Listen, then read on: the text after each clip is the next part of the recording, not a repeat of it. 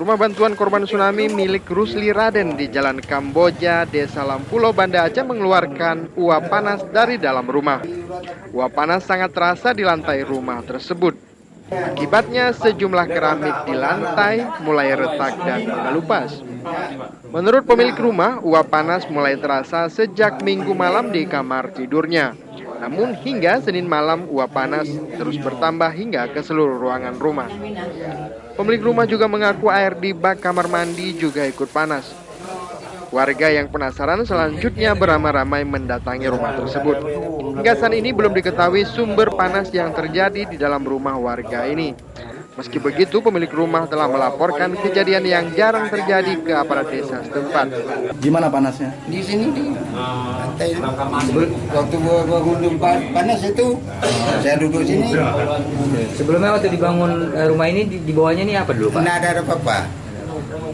Sebelumnya pernah nggak terjadi panas? Nah, baru ini terjadi kayak gini. Inilah terkejut saya. Dari Banda Aceh, Taufik Lana melaporkan untuk Aceh Video.